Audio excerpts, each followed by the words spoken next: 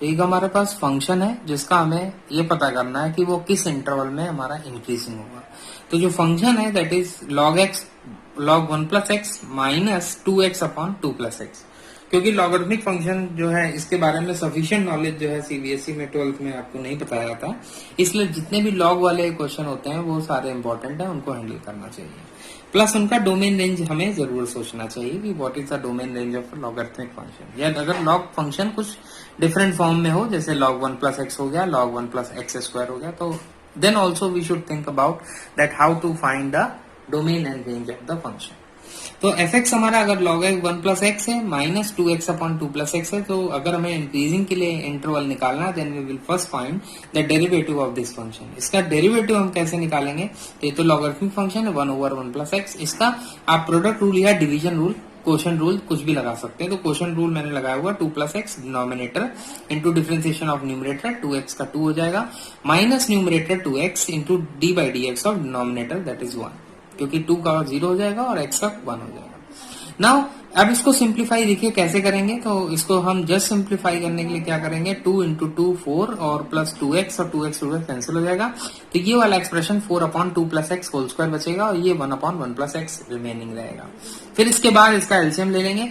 जैसे हम एलसीएम लेंगे तो ये वाला और ये दोनों टर्म हमारे पास आएगा 1 plus x into 2 plus x square, और इसको सिंप्लीफाई करेंगे तो 1 प्लस एक्स एलिमिनेट होगा, 2 प्लस एक्स होल स्क्वायर होगा, तो 4 plus x square plus 4x minus ये 4 का मल्टीप्लाई इससे होगा 4 माइनस 4x, और ये 4x और 4x कैंसिल हो गया, 4 से 4 कैंसिल हो गया, तो the final expression for the derivative will become x square upon 1 2 plus X whole square, क्योंकि स्क्वायर वाले टर्म है, लाइक टर्म्स हैं, उनको हमने साथ में कर लिया, और 1/1 प्लस एक्स, ताकि हमें पिक्चर इसकी बिल्कुल क्लियर हो कि एग्जैक्टली ये किस टाइप का फंक्शन है। तो इंक्रीजिंग फंक्शन के लिए हम कंडीशन अप्लाई करेंगे, that is the derivative must be strictly bigger than 0। तो डेरिवेटिव अगर स्ट्रिक्टली बिगर देन 0 है तो हमारे पास जो एक्सप्रेशन है डेरिवेटिव का ये रहा।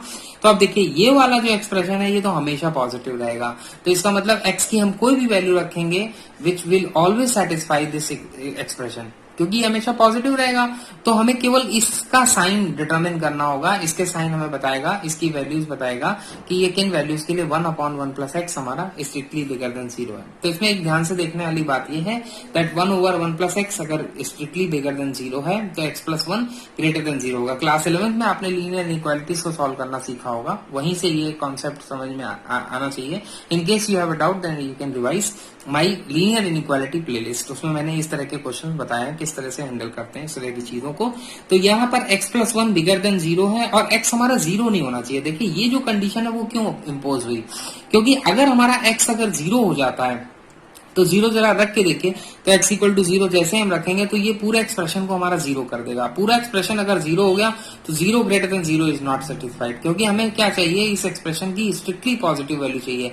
इसका मतलब x इक्वल टू 0 को हमें एक्सक्लूड करना होगा फ्रॉम द सोल्यूशन इटसेल्फ। तो जैसे ही हम एक्सक्लूड करेंगे तो x is greater than strictly greater than -1 and x is equal to 0, इन दोनों से जो सोल्यूशन मिलेगा दैट शुड बी आंसर। तो इन दोनों से सोल्यूशन निकालने के लिए क्या करेंगे, दोनों को प्लॉट कर लेते हैं, लोकेट कर लेते हैं। -1 यहाँ पर है, 0 यहाँ पर है, हमें सोल्यूशन चाहिए which is strictly bigger than -1, तो -1 से बड़ा सोल्यूशन चाहिए। तो हम चलते चले जाएंगे तो ये प्लस इन्फिनिटी तक जाएगा, इतना तो आपको श्योर होगा that the solution will tend towards plus infinity. Now x can not be equal to 0, इसका मतलब 0 नहीं होना चाहिए। तो 0 अगर नहीं होना चाहिए तो 0 पे ब्रेक आएगा, तो -1 टू 0 और 0 टू इन्फिनिटी हमारा आंसर होगा। तो -1 टू 0 और यूनियन हमारा 0 टू इन्फिनिटी। प्लस एक और बात इसमें ध्यान रखने वाली है कि यहाँ तो हमारा वो केस नहीं आया, but in case you have a logarithmic function, तो सबसे पहले आपको कभी भी लॉगरिथमिक फंक्शन को एनालाइज करने के लिए किसी भी फॉर्म में हो उसका हमेशा डोमेन कैलकुलेट कर लेना चाहिए।